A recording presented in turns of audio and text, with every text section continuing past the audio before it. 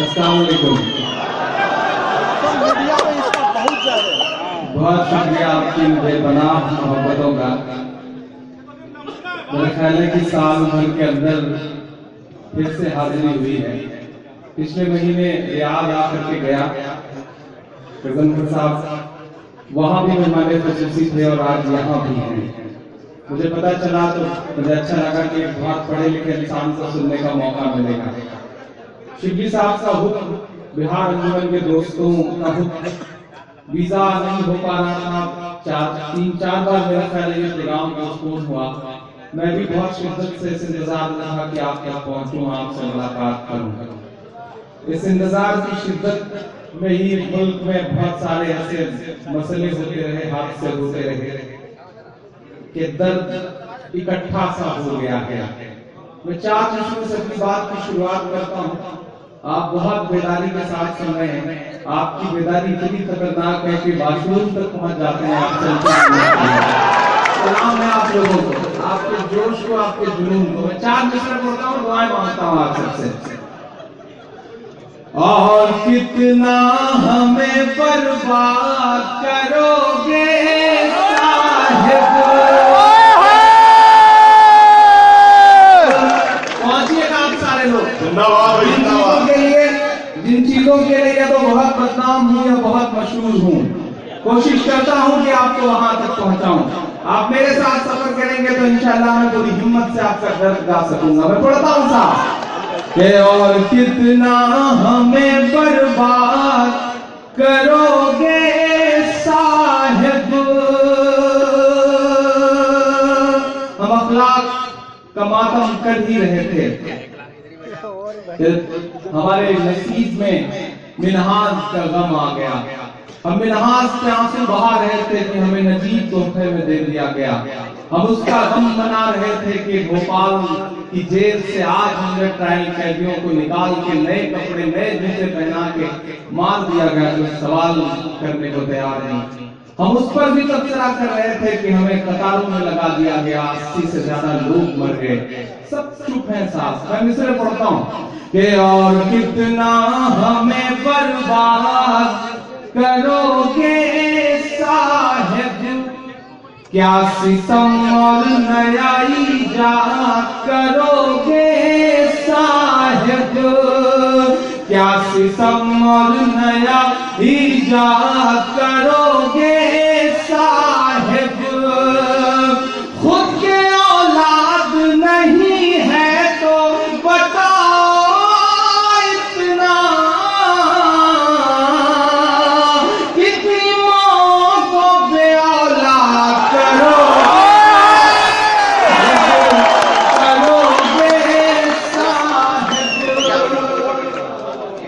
मौत को बे औलाद करोगे साहिब, क्या सितम और नया ईजाद करोगे साहिब।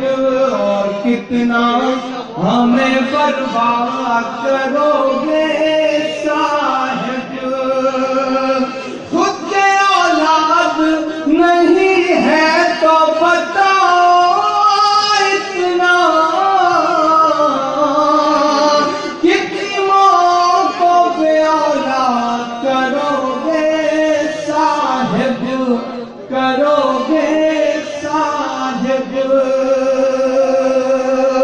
बहुत शुक्रिया। हालत ऐसी है साहब कि एक शख्स ने दरवाजा खटखटाया, अपने ही घर का, तो अंदर से बच्चे ने झांक के माँ को आवाज दी कि मम्मी कोई दाढ़ी वाले बाबा आए। तुम्हारे बाबा आए बोलते, तुम्हारे पिताजी होंगे, 6 दिन पहले नोट बदलवाने गए थे, आज लौट के आए हैं। ये नया शेर बोल रहा, हर इशारे में बोल रहा हूँ ना, यूपी के बिहार के पूरा में सुन रहा हूँ मैं। और जापान में जाके कहते हैं कि देश बहुत दुआएं दे रहा है। यकीनन देश बहुत दुआएं दे रहा है। दुआओं वाले वीडियो आप तक भी पहुंचे होंगे, काश उन तक भी पहुंच जाए तो समझ में आए कि देश कितनी दुआएं दे रहा है। इतनी लंबी कतार है कि गांव में आदमी लाइन पे लगा था, तो उधर से गुजर रहे एक आदमी ने उससे कहा कि भाई बैंक तो शहर में है, तुम गांव में क्यों लाइन में खड़े हो? तो उसने कहा कि बैंक तो शहर में है, लाइन गांव तक आ गई है, मैं लाइन में ही खड़ा हूं। ये हालत करके रखी है साहब। मैं मिसरे पढ़ता हूँ और मुरादाबाद में रैली में कहते हैं कि मैं तो झोला उठा के चल दूंगा। अब पता नहीं झोले में क्या क्या लेके जाएंगे, ये तय नहीं है, लेकिन झोला उठा के चल देंगे। तब मैं मिसरे पढ़ता हूँ था कि आवाम गाली दे ये काम मत करो साहिब, आवाम गाली दे ये काम मत करो साहिब, झूठ को इतना सरेआम मत करो साहिब। अच्छा, जब गिरता है वो शख्स तो रिश्तों का किस तरह इस्तेमाल करता है। 97 साल की बूढ़ी माँ को लाइन में लगवा देते हैं वो। इस बनिस्बत अगर सोचा जाए तो सल्यूट राहुल गांधी को कि वो बंदा सोनिया जी को लाइन में नहीं भेजता, खुद जाके लगता है और ये अपनी माँ को भेजते हैं। मुझे हैरत है। और जिस दिन से माता जी ने 4500 रुपए निकलवाए उसी दिन से लिमिट घटा के 2000 कर दी। आपकी माता जी निकाले तो 4500, हमारी अम्मी निकाले तो 2000। ये तो बहुत नाइंसाफी है साहब। मैं मिसरे पढ़ता हूँ और दुआएं मांगता हूँ। मैंने उस दिन एक शेर कहा कि फर्जी आंसू छलकाना पड़ जाए ये अमाल न कर, फर्जी आंसू छलकाना पड़ जाए ये अमाल न कर, पहले ही जज्बात नहीं है खुद को और कंगाल न कर। वोट के नाम पे, नोट के नाम पे खूब सियासत कर, लेकिन माँ जैसे पाकीज़ा रिश्ते का तो इस्तेमाल न कर, माँ जैसे पाकीज़ा रिश्ते का तो इस्तेमाल न कर। मैं मिसरे पढ़ता हूँ साहब कि आवाम गाली दे ये काम मत करो साहिब, झूठ को इतना सरेआम मत करो साहिब, सियासी मंच से खुद ही बता के खुद को फकीर, फकीर लफ्ज को बदनाम मत करो साहिब, मत करो साहिब। हालत ये है गजनपुर साहब कि लाइन में लगा दिया गया। अच्छा, अभी आपको एक और मुबारकबाद दे दूं कि आज मैं यहाँ हूँ और वहाँ हिंदुस्तान में पेट्रोल 2 रुपए 21 पैसे और डीजल 1 रुपए 79 पैसे महंगा हो चुका है। तो आपको बहुत मुबारकबाद इस बात की। ये अच्छे दिनों के नाम पे एक और सर्जिकल स्ट्राइक है आपकी जेब पर। मैं मिसरा पढ़ता हूँ साहब, तरक्की कैसे कैसे दिए जाए। ये कहा जा रहा है कि लाइन में आप खड़े हैं, देश हित में लाइन में खड़े, भक्तगण जा करके लाइन में खड़े हुए लोगों से कहते हैं कि जब सीमा पर सेना या जवान लाइन में खड़ा रह सकता है तो आप देश हित में बैंक के कतार में क्यों नहीं खड़े रह सकते। बिहार में ऐसे एक आदमी समझा रहा था भक्त जा करके, बिहारी आदमी अपने तेवर आदमी होता है, पलटा सुबह से कोढ़ा हुआ था, 20 लाख मारा उसने भक्त को। जब कूट दिया कसके तो भक्त ने कहा कि मैं तो आपको देश हित में बात समझा रहा था, आप हिंसा पर उतारू क्यों हो गए। तो बिहारी आदमी ने कहा कि देखो भाई, देश हित में मैं लाइन में खड़ा रह सकता हूँ क्योंकि सेना का जवान लाइन में खड़ा रहता है, मैं खड़ा रहूंगा, लेकिन जब देश हित में सेना का जवान अपने सीने पे गोली खा सकता है तो तुम 10-20 लाख भी नहीं खा सकते। मैं मिसरा पढ़ता हूँ और आपको ध्यान मांगता हूँ साहब, बहुत अच्छा सुन रहे हैं आप, बस थोड़ा सा जोश आपका। इधर अगली सभा में जो लोग बैठे हैं इनसे भी गुजारिश कर दूंगा, बड़े लोग हैं, काम करने के लिए नौकर रखते हैं बहुत सारे, हो सकता है ताली बजाने के लिए नौकर रखे हैं। क्या मैं और बोलता हूँ साहब, वाकत भाई लौट आए हैं, उनकी आमद का शुक्रिया। राइस के लोगों की भी दुआएं मिले मुझे। रशीद साहब जैसी बुजुर्ग शख्सियत यहाँ पे मौजूद है।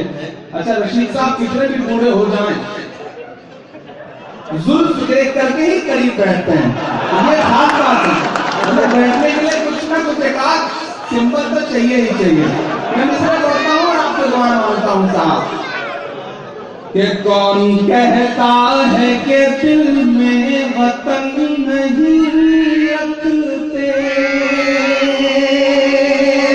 मेरे बहुत प्यारे दोस्त शकील हाशिमी साहब, जावेद भाई, ये सब बैठे हुए हैं, इन सब की चाय दे दे और आपसे दुआएं मांगता हूँ साहब कि कौन कहता है कि दिल में वतन नहीं रखते, तुम्हारी तरह से नफरत का मन नहीं रखते, तुम्हारी से नफरत का मन नहीं रखते, नोटबंदी से डराओ ना हमें, हम वो हैं, ज़कात देते हैं हम, काला धन नहीं रखते, हम नहीं रखते। बहुत शुक्रिया। ये बस अच्छा जिसको बोले जाने की जरूरत है। फिर से पढ़ता हूँ और आप सबकी शिरकत मांगता हूँ। उधर जो लोग ऊपर बैठे हैं उनकी भी शिरकत हो। मैं फिर से पढ़ता हूँ साहब, पहुंचाइए मेरे मिसरों को दिल्ली तक, जरूरत है कि पहुंचाए जाए ये मिसरे। मैं पढ़ता हूँ फिर से साहब। ये कौन कहता है कि दिल में वतन नहीं रखते। मैं इमरान प्रताप गढ़ी पूरी जिम्मेदारी से बात करता हूं कि अगर सच में देश हित का फैसला होता, अच्छा नहीं था, तो बीच में कहता बस विरोधों के बावजूद मैं पहला शख्स होता जो इस मुद्दे में उनके साथ खड़ा होता। मुझे आया तो ऐसा बोलने का था, बता बीच में यही ठहरे हुआ है कि आप बोल के फायदा। आप कहते हैं कि देश हित में लाइन में लगे हो, हम लगे रहेंगे साहब, जब देखा। लेकिन वही सेना का जवान सरहद पर 2-3 दिन बिना एक कपड़ा पहने, बिना वर्दी बदले खड़ा रहता है। तो आपको क्या जरूरत आन पड़ती है कि गोवा, कर्नाटक और मुंबई के 3 घंटे के 3 प्रोग्राम में आप 3 कपड़ा बदल करके भाषण देते हैं। आप एक भाषण दे सकते थे। तो मैं मिसरा पढ़ता हूं साहब, देश हित का ठेका सिर्फ अवाम ने नहीं ले रखा है, आपको भी जिम्मेदारी उठानी पड़ेगी। और शुक्रिया बहराइच का, अभी 3 दिन पहले सारा देश हित निकाल के रख दिया वहां की अवाम ने। यह साहब ने बताया कि कोहरा बहुत ज्यादा था, इसलिए हेलीकॉप्टर लैंड नहीं कर पाया था, जबकि टेम्परेचर था जब वो लखनऊ से उड़े और नीचे कुर्सियां खाली थी और मुर्दाबाद के नारे थे, तो कोहरा छा गया। उन्होंने ये बताया कि कोहरा है इसलिए फ्लाइट लैंड नहीं किया। आजकल एक कार्टून सोशल मीडिया पर बहुत वायरल हो रहा है कि माइक पर भाषण देने के लिए साहब खड़े हैं, उनके बगल में काली दाढ़ी वाले बाबा खड़े होकर कह रहे हैं कि भीड़ तो बहुत ज्यादा हमने इकट्ठी की है, लेकिन कोहरे की वजह से दिखाई नहीं पड़ रही है साहब। तो मैं इसलिए बोलता हूँ, मैं पूरी जिम्मेदारी से कह रहा हूँ कि वायुसेना का वही हेलीकॉप्टर, वायुसेना का वही हेलीकॉप्टर, एयरफोर्स का वही हेलीकॉप्टर सियाचिन के -डिग्री टेम्परेचर में जब उतरा था साहब, तब तो कोहरा नहीं था। वो 21 डिग्री टेम्परेचर में क्यों नहीं उतर आया? क्योंकि देश आपके इस मुद्दे पर आपके खिलाफ बोलना शुरू कर रहा है। मैं सलाम करूंगा देश की सोच को और देश में आए हुए बदलाव को। मैं मिसरे पढ़ता हूं साहब कि कौन कहता है कि दिल में वतन नहीं रखते, तुम्हारी तरह से नफरत का मन नहीं रखते, नोटबंदी से डराओ ना हमें, हम वो हैं, ज़कात देते हैं हम, काला धन हम नहीं रखते। रंग छोड़ रही है साहब 2000 वाली नोट, और रंग भी गुलाबी रंग छोड़ रही है। एक साहब को मैंने समझाया कि आपके पास 10-20 हजार रुपए इकट्ठे हो गए, घूमने के लिए बार-बार थूक मत लगाइएगा नोट में, वरना होंठ गुलाबी हो गए तो घर पे भाभी से मार खाने का भी डर है। और मैं तो एक और बात कहता हूँ साहब, रंग नहीं है, जो कतारों में 80 से ज्यादा लोग मरे हैं, उनके लहू का रंग उतर आया है उस नोट में, इसलिए वो नोट रंग छोड़ रही है साहब। आपने कभी सोचा कि पुरानी 500 की नोट से महीने भर से ज्यादा डीजल बिकता रहा, पेट्रोल बिकता रहा, लेकिन दूध नहीं बिका उससे, सब्जी उससे नहीं बिकी, अनाज उससे नहीं बिका। क्यों? क्योंकि डीजल और पेट्रोल अंबानी का है, अनाज और सब्जी किसान की है, इसलिए वो नहीं बिका। मैं 4 मिनट पढ़ता हूँ और आपसे दुआएं मांगता हूँ। एक ताजा सिंह सुनाने की ख्वाहिश है, सुनाने का मन है। अच्छा, कैसे कैसे सोशल मीडिया पे भक्त डाल रखे हैं